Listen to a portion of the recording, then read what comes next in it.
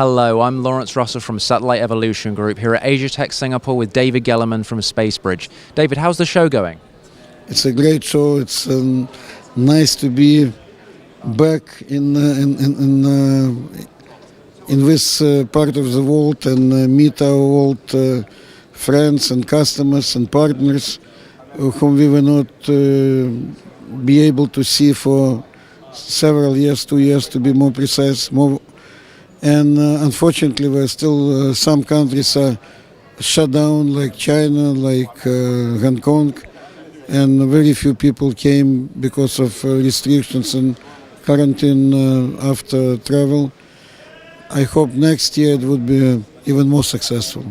Definitely. On the panel that you were on day one, you said no one on the ground has future-proof technology for the next generation of satellites. How do you plan ahead for innovations that don't exist yet? Tricky question. Well, we plan in advance, we follow our vision and our understanding of future market requirements, which shaping up from talking to our customers, talking to other vendors of not just ground infrastructure but also satellite builders. And based on our understanding, we creating our roadmap and we're following it. Wonderful.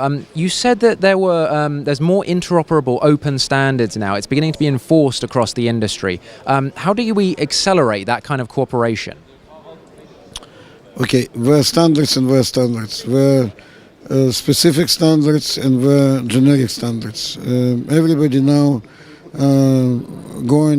jumping on a bandwagon and say we have to be 5G compliant, take 5G stock and this and that. And to a certain degree, it makes sense. If somebody wants to communicate from satellite directly to your handheld device, yes, they have to be 5G compliant from end to end, including satellite, including even physical interface, because we're interfacing to your device which doesn't understand anything but mobile interface, and you should consider it as a base station or run in the sky, and this is how everything has to be compatible. On the other hand, a large amount of business like we in, it's in a cellular backhaul where we need to carry 5G traffic. So yes, we need to be compatible from end to end with 5G. So as far as virtualization, as far as MEF, Metro Ethernet Forum compliant standards, but in between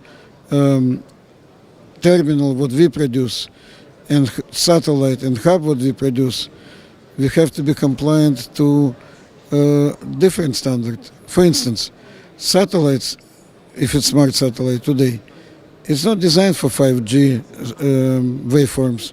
It's designed for satellite waveforms like DVB-S2X, or if it's on-board processing RCS2, and so on. So we have no choice but to adhere to our standards in this case. And so we need to merge standards and make them interoperable end-to-end. And if you want to make terminals interoperable, then we in between also have to be adhering to satellite standards like DVB-S2X on forward links and RCS2 known open standard and return. So how do you see these conversations progress in Asia specifically? How does SpaceBridge approach the APAC market?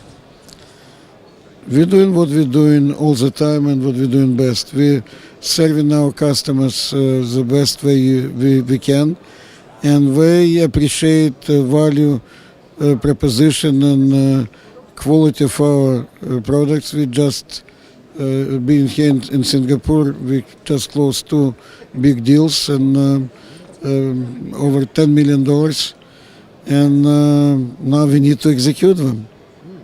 Wonderful. David Gelerman, thank you very much for your time today. You're very welcome.